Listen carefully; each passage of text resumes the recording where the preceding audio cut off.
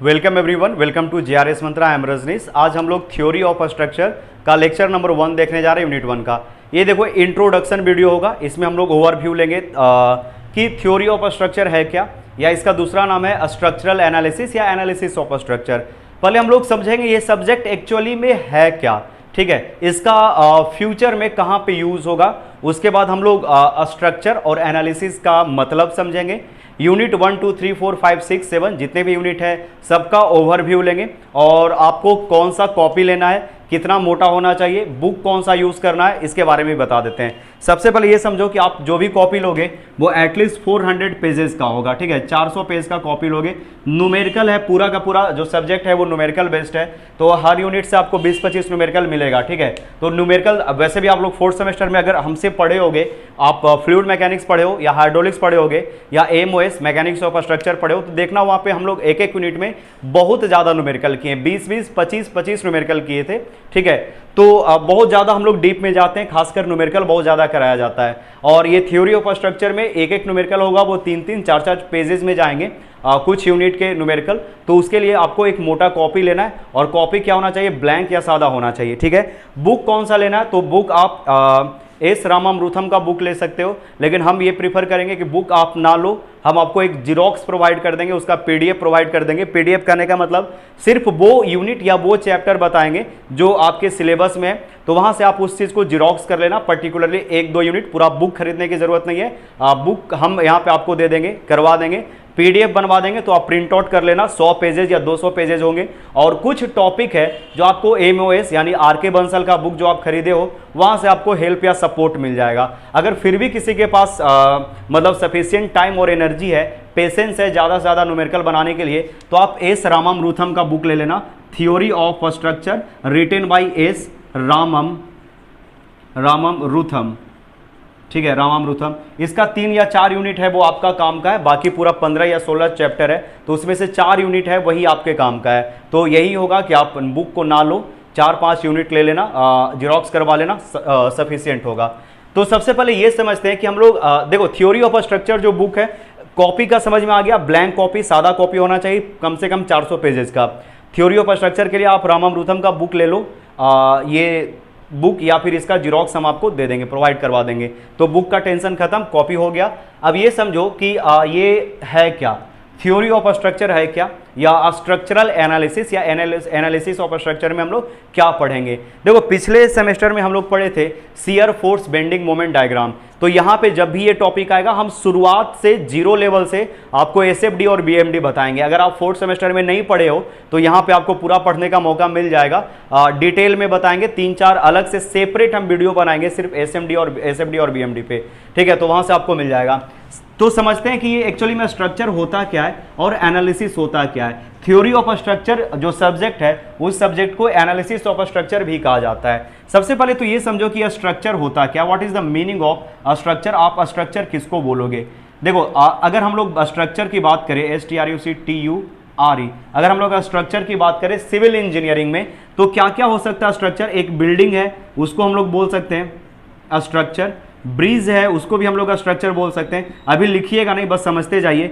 Dam होगा, ये भी एक स्ट्रक्चर होगा, ठीक है, और रोड होगा, ये एक स्ट्रक्चर है। टावर हो सकता है, ये भी एक स्ट्रक्चर है, ठीक है। वाटर टैंक, पानी की टंकी, वो भी एक स्ट्रक्चर है। These all are structure. Structure क्या होता है बाबू, ध्यान से सुनना, मेंबर को जोड़ने पे स्ट्रक्चर मिलता है जिसका एक स्पेसिफिक फंक्शन होता है, और जो भी एक्सटर्नल लोड लगेंगे उसके ऊपर तो उस लोड को रोक सके, हो गया स्ट्रक्चर का डेफिनेशन।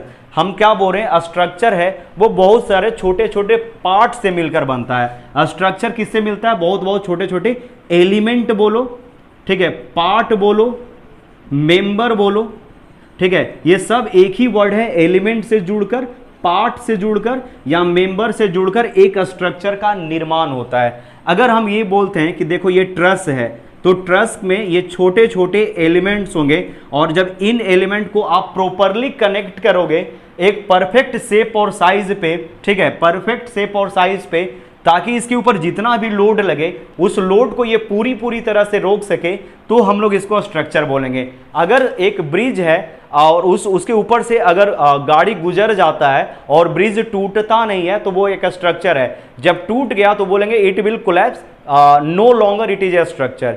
बिल्डिंग अगर टूट जाता है तो उसको बोलेंगे इट इज ए कोलैप्स, ये डिमोलिश हो चुका है, अब ये स्ट्रक्चर नहीं रहा। तो स्ट्रक्चर का क्या खासियत होता है? तो स्ट्रक्चर का ये खासियत होता है कि ये मेंबर से जुड़कर बनता है। जब आप मेंबर को कनेक्ट करोगे तभी स्ट्रक्चर बनेगा। स्ट्रक्चर का एक स्पेशल फंक्शन होता है, वो किसी पर्पस से बनाया जाता है। जैसे मार्कर हम लोग किस लिए बनाए? लिखने के लिए, तो ये एक स्ट्रक्चर हो गया। बस ये भी एक स्ट्रक्चर है, इस पे बहुत सारे लोग बैठकर एक साथ इधर से उधर जाएंगे। एरोप्लेन, जब आपको बहुत ज़्यादा डिस्टेंस ट्रेवल करना होगा, बहुत ज़्यादा डिस्टेंस कवर करना होगा बहुत कम समय में, तो आप किसका यूज़ करोगे? एरोप्लेन का। ठीक है, तो इसका क्या फंक्शन हो गया? वेरी फास्ट मूव करना, तो बहुत छोटे छोटे पार्ट से मिलकर जुड़ा है, तो ये भी एक तरह का स्ट्रक्चर हो गया। स्ट्रक्चर का मतलब आप सिर्फ सिविल इंजीनियरिंग से ना समझे, स्ट्रक्चर का मतलब हर एक डिपार्टमेंट में हर एक जगह पे होगा। ठीक है, हर एक जगह पे स्ट्रक्चर होता है। तो फिर से एक बोल रहे हैं, लास्ट बार एक रिपीट कर रहे हैं, अ स्ट्रक्चर इज कनेक्टेड, या बोल सकते हो it is a connecting member, it is constructed by when we add the member. जब हम लोग मेंबर को जोड़ते हैं, मेंबर को एक साथ कनेक्ट करते हैं for a specific purpose, for a specific function, किसी काम को कंप्लीट करने के लिए, तो वो कहलाता है स्ट्रक्चर। स्ट्रक्चर के ऊपर जितने भी लोड लगेंगे वो कहलाए, वो लोड जो होगा वो उसको तोड़े ना, उस लोड को वो रोक सके। तो देखो यहाँ पे हम स्ट्रक्चर लिख दिए हैं। अब ये आप काम करो, अगर आपके दिमाग में कोई एक ऐसा स्ट्रक्चर आता है जैसे रॉकेट, तो आप वीडियो के अगर यूट्यूब पे देख रहे हो, अगर आप इसको यूट्यूब पे देख रहे हो तो कमेंट में एटलीस्ट 5 स्ट्रक्चर का नाम बताओ। ठीक है, टाइप करो वहां पे जो भी आपको याद आ जाए कि सर ये एक स्ट्रक्चर है, तो वो उसका नाम टाइप करना। अगर कोई ऑलरेडी कमेंट कर दिया तो वो 5 टाइप को आप रिपीट ना करो, कुछ अलग चीज वहां पे आपको बताना है। ठीक है, रिक्शा हो गया, ऑटो हो गया, these all are structure because they are made from the different component. Wheel से जोड़कर, उसमें बहुत सारे मशीन होते हैं, उसको जोड़कर बनाया जाता है। फंक्शन क्या? तो पैसेंजर, पर्सन को एक जगह से दूसरी जगह ले जाना। समझ में आ गया इतना चीज? स्ट्रक्चर क्या होता है, डेफिनेशन आपको हम लिखवा देंगे, वेट कर लो। अब यहां पे समझते हैं कि एनालिसिस का मतलब क्या होता है। स्ट्रक्चर समझ में आ गया कि मेंबर को जब हम लोग जोड़ेंगे तो स्ट्रक्चर बनेगा और इसका एक अपना फंक्शन होता है, और इसके ऊपर जो भी लोड लगेंगे उस लोड को वो पूरी तरह से रोक दे, गिरे ना, टूटे नहीं। ठीक है, ये हो गया स्ट्रक्चर। अब हम लोग समझते हैं कि what is the meaning of analysis. Analysis का मतलब क्या होता है? हम लोग जब अगर कोई स्टूडेंट बोलता है एनालिसिस, तो इसका मीनिंग हम क्या समझे। ठीक है, एनालिसिस का मतलब समझते हैं कि एक्चुअली में एनालिसिस होता क्या, what is the analysis. Analysis को समझने से पहले हम लोग थोड़ा सा रिकॉल करते हैं 4th सेमेस्टर का, जहाँ पे हम लोग छोटा छोटा चीज़ों को समझे थे। देखो हम लोग ये पढ़े थे, ध्यान से समझना, कि अगर एक बीम है वो सिंपली सपोर्टेड है, यहाँ पे हिंज लगा हुआ है, यहाँ पे रोलर लगा हुआ है। ठीक है, और इसके ऊपर बीच में हम लोग पॉइंट लोड लगा दिए। जब पॉइंट लोड लगाएंगे तो इसका शियर फोर्स और बेंडिंग मोमेंट डायग्राम कैसा होगा, यानी इस पे बेंडिंग मोमेंट का जो पैटर्न है, इसके अंदर, इस बीम के अंदर बेंडिंग मोमेंट कैसा डेवलप होगा, इस बीम के ऊपर शियर फोर्स है वो कैसा डेवलप होगा, ये हम लोग ऑलरेडी पढ़ चुके हैं 4th सेमेस्टर में। अगर आपको नहीं आता है तो वेट करना, एसएफडी और बीएमडी ड्रॉ करना हम इस सेमेस्टर में दोबारा फिर से सीखेंगे, कुछ क्वेश्चन को रिकॉल करेंगे। ठीक है, आपको उतना तो नहीं डीप ले जाएंगे, लेकिन हाँ इतना बता देंगे जहां से आपको इस सेमेस्टर में कोई प्रॉब्लम नहीं होगा। तो एनालिसिस का मतलब समझना, देखो यहाँ पे आपको डायग्राम में दिख रहा होगा कि किस तरह से जब हम लोग लोड लगाते हैं किसी भी स्ट्रक्चर के ऊपर, जब लोड लगाते हैं तो वो किस तरह से डिफ्लेक्ट करता है, किस तरह से वो रिस्पॉन्ड करता है, उसके अंदर जो रिएक्शन है वो किस तरह से डेवलप होता है। ध्यान से सुनना, हम क्या बोल रहे हैं कि कुछ लोड लगता है, यानी इसको बोल रहे हैं थ्रेट।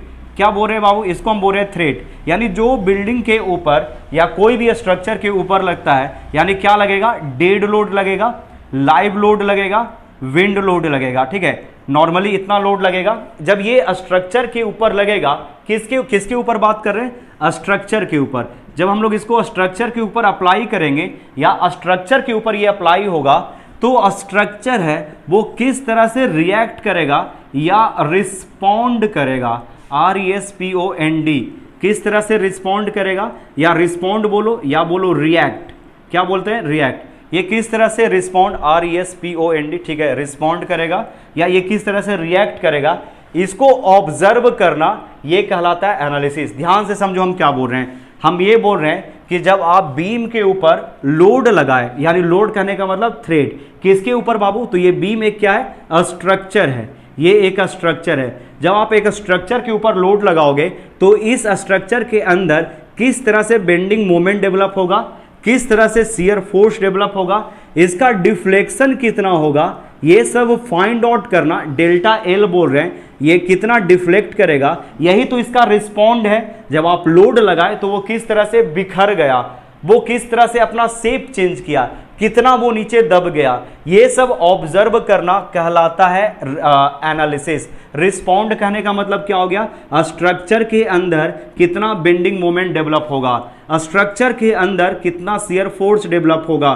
ठीक है, स्ट्रक्चर में कितना डिफ्लेक्शन होगा, ये सब ऑब्जर्व करना, ये सब फाइंड आउट करना क्या कहलाता है बाबू, ये कहलाता है स्ट्रक्चरल एनालिसिस। समझ में आ रहा है इतना चीज। यानी अभी तक जो हम लोग 4th सेमेस्टर में बीम के ऊपर जो बेंडिंग मोमेंट और शियर फोर्स निकाल रहे थे, वो हम लोग क्या कर रहे थे, एनालिसिस कर रहे थे। एनालिसिस में क्या होता है, तो स्ट्रक्चर के अंदर, बीम के अंदर, कॉलम के अंदर कितना shear force, bending moment, stresses, deflection, buckling कितना आएगा, ये फाइंड आउट करना कहलाता है, ये फाइंड आउट करना कहलाता है एनालिसिस। एनालिसिस का मतलब है कि जब लोड लगाएंगे तो स्ट्रक्चर में कितना बेंडिंग मोमेंट, शियर फोर्स और डिफ्लेक्शन आएगा, इसको फाइंड आउट करना कहलाता है एनालिसिस। यानी हम लोग पूरा का पूरा इस सब्जेक्ट में क्या निकालेंगे, बेंडिंग मोमेंट, शियर फोर्स और डिफ्लेक्शन।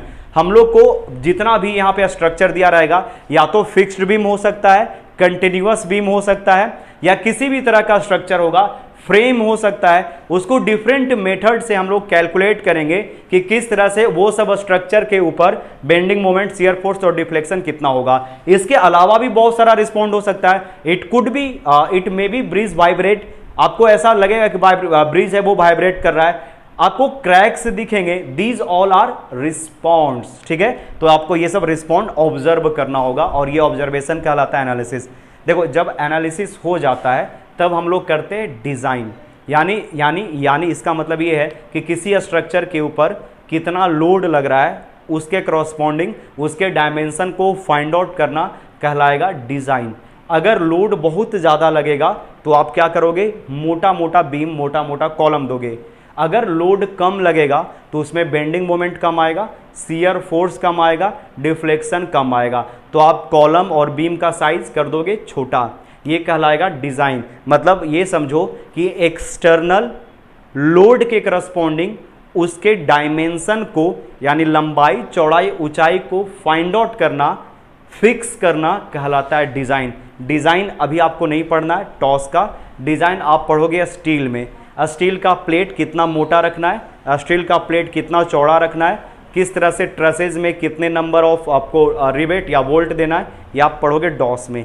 यहाँ पे आप क्या पढ़ोगे कि जब एक बीम रहेगा, एक कॉलम रहेगा या कोई एक फ्रेम रहेगा, उसके ऊपर जो एक्सटर्नल लोड लगने वाले हैं, जब वो लोड अप्लाई होंगे तो उसके ऊपर कितना डिफ्लेक्शन आएगा, कितना बेंडिंग मोमेंट आएगा, कितना शियर फोर्स आएगा, ये फाइंड आउट करना कहलाएगा एनालिसिस। तो अभी आप कुछ मत लिखना, जो भी एनालिसिस का डेफिनेशन आपको बताएं वो हम लिखवा देंगे, आप उसको इरेज कर, ये मतलब इरेज पॉज करके लिख लीजिएगा, इरेज करके। अब हम आगे बताते हैं अब ऐसा करते हैं कि पहले आपको हम स्ट्रक्चर क्या होता है ये बता देते हैं, ठीक है, और उसके बाद हम ये आपको बताएंगे कि एनालिसिस क्या होता है, जो अभी बताए थे फिर से बता देंगे। उसके बाद हम लोग सिलेबस का, यूनिट का ओवरव्यू लेंगे, ठीक है।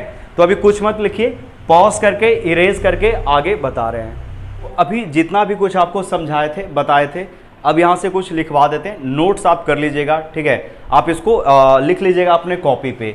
देखो समझना कि हम लोग स्ट्रक्चर किसको बोलते हैं, तो ए बिल्डिंग, कोई एक मकान है, बड़ा भी हो सकता है, छोटा भी हो सकता है, ठीक है। ए बिल्डिंग और any other object which are constructed from different components, जो डिफरेंट कंपोनेंट से मिलकर बना होता है, ठीक है। यहाँ पे कंस्ट्रक्टेड का मतलब होता है निर्माण, यानी बना हुआ, ठीक है। तो ध्यान से समझना हम क्या बोल रहे हैं, ए बिल्डिंग और any other object, which are constructed from different component, that is called a structure.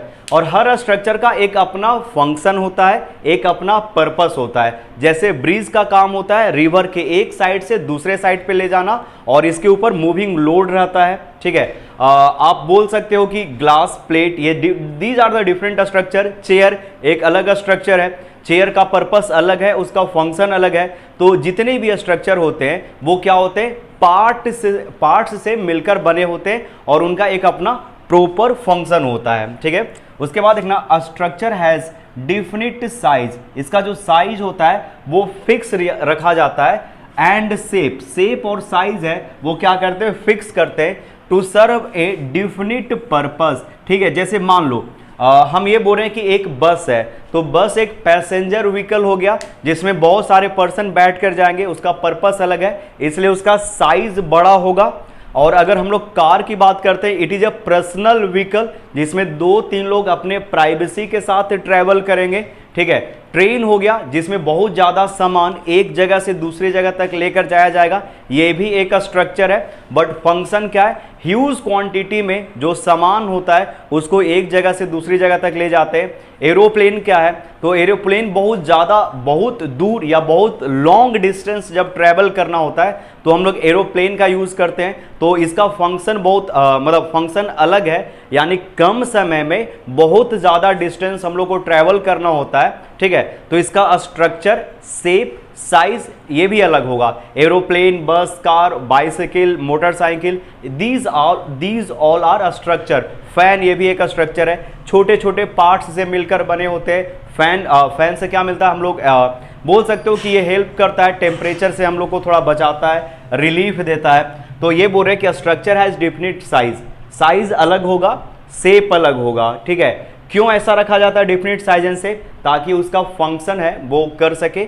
अपने पर्पस को वो फुलफिल कर सके, ठीक है। फॉर डिफिनिट पर्पस और फंक्शन, फॉर बेटर परफॉर्मेंस, यानी उसके परफॉर्मेंस यानी उसके योग्यता को बढ़ाने के लिए every part of the structure, देखो every part of the structure must resist forces. जितने भी स्ट्रक्चर होंगे, खास करके हम लोग सिविल इंजीनियरिंग में इसको देखेंगे कि स्ट्रक्चर क्या करे, उसके ऊपर जितने भी लोड लगने वाले हैं उसको क्या करे, रजिस्ट करे। Every part of a structure must resist forces that could damage the shape and size.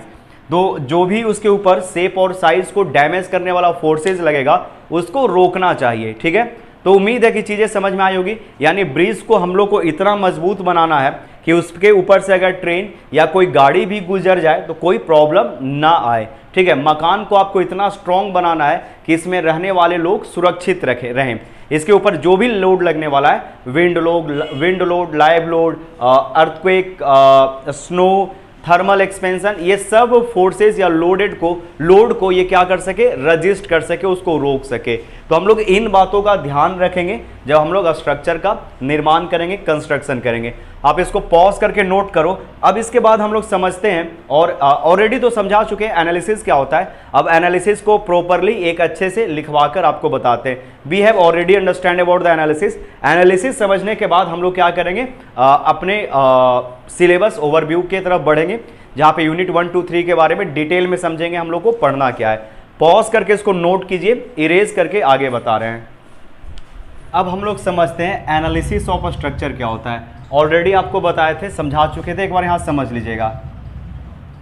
Analysis of a structure, ठीक है। यहाँ स्ट्रक्चर का मतलब क्या हो गया बाबू, ब्रिज हो सकता है, बिल्डिंग हो सकता है, ध्यान से समझना। स्ट्रक्चर कुड बी ब्रिज,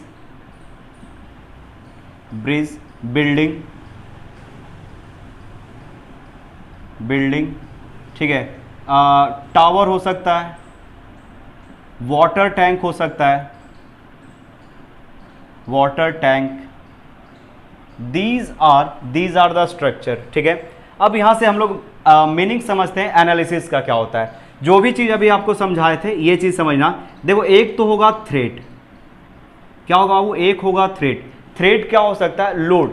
कोई भी स्ट्रक्चर होगा, ब्रिज, बिल्डिंग, टावर या वाटर टैंक, तो इस पे लोड लगने वाला होगा, ठीक है। और क्या हो सकता है स्ट्रक्चर, डैम हो सकता है, बांध, इस पे भी लोड लगेगा। तो कितने तरह के लोड लग सकते हैं। तो थ्रेट देखना, इसके ऊपर जो मतलब बोल सकते हो कि एक्सटर्नल लोड होगा वो हो सकता है डेड लोड, ठीक है। अच्छा, ये डेड लोड कहने का मतलब क्या होता है? डेड लोड से आप समझना मीनिंग इसका self weight, self weight, self weight, WEIGST, self weight हो सकता है, खुद का उसका वजन, ठीक है। जैसे एक बिल्डिंग है, ध्यान से समझना, ये बिल्डिंग है तो यहाँ पे इसके बीम होंगे, कॉलम होंगे, एक ऐसे ही आपको बता रहे हैं। तो इस कॉलम पे जो लोड लगेगा, ये जितने कॉलम का ऊपर का बिल्डिंग का पार्ट है, इसका लोड लगेगा, इसका खुद का वजन इसी के कॉलम के ऊपर लग रहा है, तो हो गया डेड लोड। खुद का वजन होगा ना, वो नीचे वाले कॉलम पे लगेगा, ये कॉलम का वजन इस पे, ये दोनों कॉलम का वजन यहाँ पे, तो ये सब डेड लोड हो सकता है, ठीक है। लाइव लोड होगा, लाइव लोड क्या हो सकता है? वैसा लोड जो मूव करता है, टाइम के साथ चेंज हो सकता है। तो जितने भी वहाँ पे ऑक्यूपेंट होंगे, जो भी पर्सन होंगे, चेयर, टेबल, ये सब होगा, वो क्या होगा? लाइव लोड होगा। इसके अलावा क्या हो सकता है सर? तो विंड लोड हो सकता है, विंड लोड, तो ये सब लोड अप्लाई होंगे, ठीक है। विंड लोड, स्नो लोड होगा, ठीक है। इसके अलावा और क्या हो सकता है? अर्थक्वेक लोड होगा, अर्थक्वेक लोड, ठीक है। उसके बाद वाटर प्रेशर, यानी वाटर के द्वारा लग सकता है, वाटर प्रेशर, ठीक है। और भी हो सकता है थर्मल एक्सपेंशन, इम्पैक्ट लोड, बहुत सारे लोड हो सकते हैं। तो ये जितने भी थ्रेट होंगे, लोड होंगे, वो किसके ऊपर लगेगा? तो सर ये लगेगा एक स्ट्रक्चर के ऊपर। किसके ऊपर लगेगा?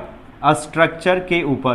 देखो, जब स्ट्रक्चर के ऊपर इतने सारे लोड लगेंगे तो स्ट्रक्चर कुछ रिएक्ट करेगा, ठीक है, उसका कुछ बिहेवियर होगा, वो कुछ रिस्पॉन्स देगा, ठीक है। और उस रिस्पॉन्स को ऑब्जर्व करना कहलाता है एनालिसिस। जैसे एक बीम है, ध्यान से समझना, अगर ये बीम है, मान लो कि एक स्ट्रक्चर है, ये बीम है, ठीक है। इस बीम के ऊपर जब हम लोग लोड लगाएंगे तो beam will be deflect like this.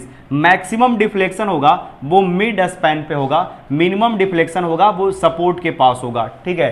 तो ये क्या करेगा? जब लोड लगाएंगे, जब जितने भी लोड लगेगा, थ्रेट लगेगा, किसके ऊपर? स्ट्रक्चर के ऊपर, तो स्ट्रक्चर एक रिस्पॉन्स देगा, ठीक है। क्या बोल रहे हैं यहाँ पे? रिस्पॉन्स, RESPONSE, रिस्पॉन्स देगा। उस रिस्पॉन्स को ऑब्जर्व करना कहलाता है एनालिसिस ऑफ स्ट्रक्चर। रिस्पॉन्स में क्या होगा? क्या रिस्पॉन्स हो सकता है? तो शियर फोर्स एक रिस्पॉन्स हो सकता है। शियर फोर्स फाइंड आउट करना कि स्ट्रक्चर के अंदर इंटरनली कितना शियर फोर्स जनरेट होगा, ठीक है। बेंडिंग मोमेंट हो सकता है, बेंडिंग मोमेंट, ठीक है, बेंडिंग मोमेंट। इसके अलावा हो सकता है डिफ्लेक्शन, क्रैक, वाइब्रेशन, ये बहुत सारे वो रिस्पॉन्सेज देंगे और उस रिस्पॉन्स को ऑब्जर्व करना कहलाता है एनालिसिस। ध्यान से समझना हम क्या बोल रहे हैं। जब आप किसी स्ट्रक्चर के ऊपर कोई एक्सटर्नल बाहरी लोड लगाओगे तो स्ट्रक्चर के अंदर कौन कौन सा रिस्पॉन्स आएगा, क्या क्या रिएक्शन दिखाएगा, वो रिएक्शन या रिस्पॉन्स को फाइंड आउट करना कहलाता है एनालिसिस। एनालिसिस का मतलब हो गया शियर फोर्स फाइंड आउट करना, बेंडिंग मोमेंट उसके अंदर फाइंड आउट करना, डिफ्लेक्शन फाइंड आउट करना। दीज आर द रिस्पॉन्सेज, ठीक है। ये फाइंड आउट करना एनालिसिस कहलाता है। देखना यहां पे लिख देते हैं, when external load is applied, external load is applied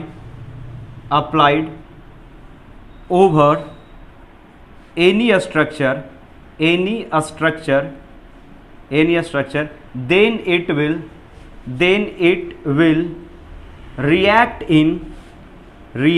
react कहना यानी then it will react या respond, RESPOND, then it will respond in different ways, ठीक है, different ways। शायद आपको दिख नहीं रहा होगा, देखना आप क्या बोल रहे हैं। when external load is applied over any structure then it will react या respond in different ways। the observation of, देखना यहाँ पे इसके बाद लिख दे रहे हैं बाबू, यहाँ पे फुल स्टॉप कर रहे हैं और इसके बाद यहाँ पे हम लिख रहे हैं, उसके बाद चलो कहाँ पे लिख दे, यहीं पे लिख देते हैं। the observation of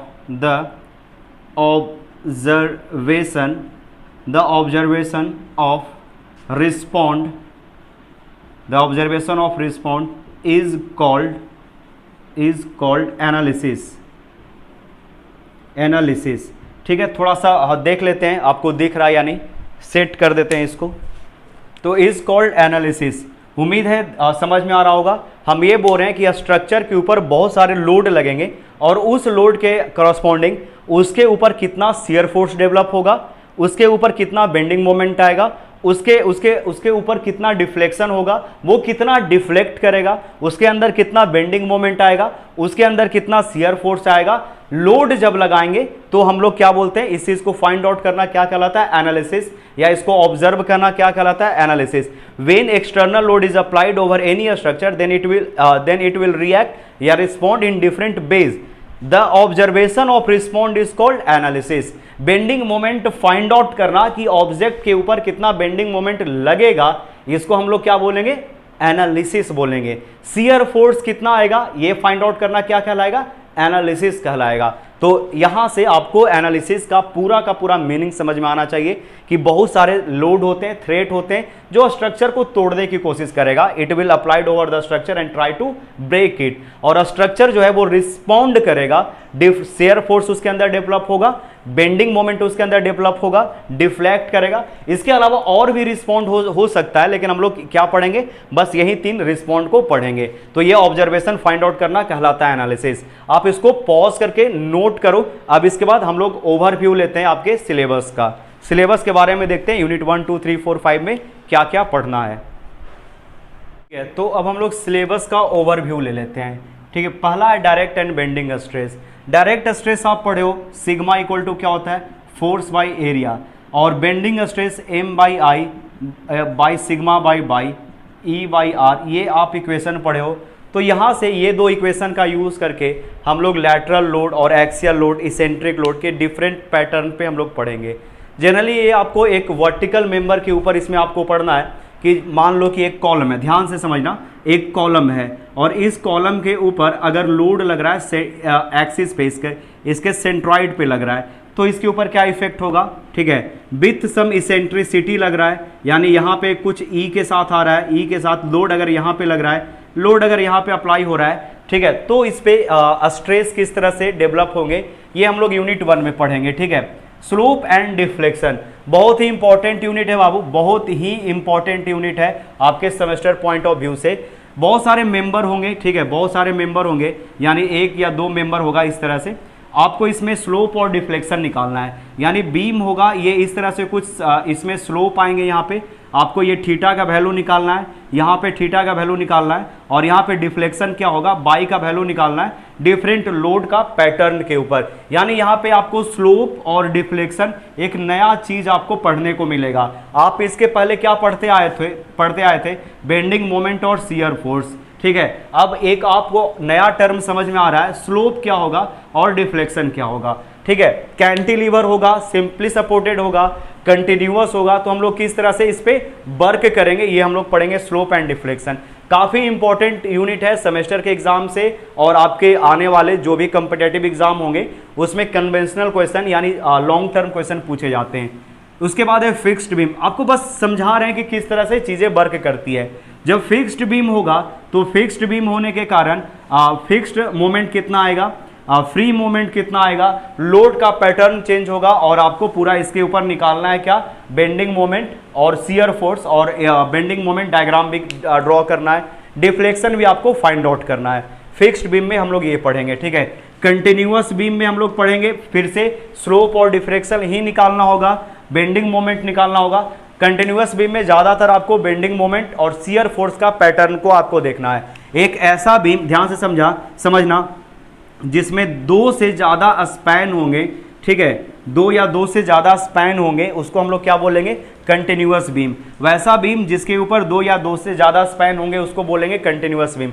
ये जितने भी हैं सब इनडिटरमिनेट स्ट्रक्चर हैं। तो पहले तो आपको ये बताएंगे कि कैसे आपको फाइंड आउट करना है कि कोई स्ट्रक्चर डिटरमिनेट होगा, इनडिटरमिनेट होगा, उसकी काइनेटिक इनडिटरमिनेसी कितनी होगी, ये सब पहले हम लोग डिटेल से पढ़ेंगे। अगला जो लेक्चर होगा इसी पे होगा। उसके बाद हम लोग यूनिट 1 पढ़ेंगे, सबसे पहले यूनिट 1 पढ़ेंगे, उसके बाद यूनिट 6 पढ़ेंगे, सबसे लास्ट यूनिट पढ़ेंगे, उसके बाद 2, 3, 4, 5 कंप्लीट हो जाएगा सिलेबस। ठीक है, कंटिन्यूअस बीम समझ में आ गया। वैसा बीम जिसमें दो या दो से ज़्यादा स्पैन होंगे उसको हम लोग कंटिन्यूअस बीम पढ़ेंगे, बोलेंगे। और इसमें आपको क्या निकालना है, शियर फोर्स डायग्राम, और क्या निकालना है, बेंडिंग मोमेंट डायग्राम। आपको एसएफडी और बीएमडी ड्रॉ करना होगा कंटिन्यूअस बीम पे।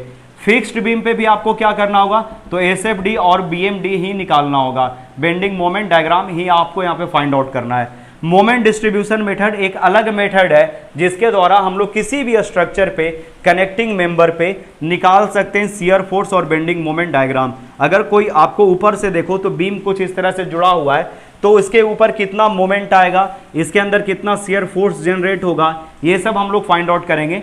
अलग अलग मेथड है और अल्टीमेट हम लोग को क्या निकालना होगा, तो रिस्पॉन्स निकालना होगा। रिस्पॉन्स क्या हो सकता है, either bending moment, shear force या डिफ्लेक्शन। इसके अलावा और किसी चीज पे आपका फोकस नहीं रहेगा, ठीक है। यानी पूरे सब्जेक्ट में हम लोग बीएमडी, एसएफडी और डिफ्लेक्शन ही निकालने की कोशिश करेंगे।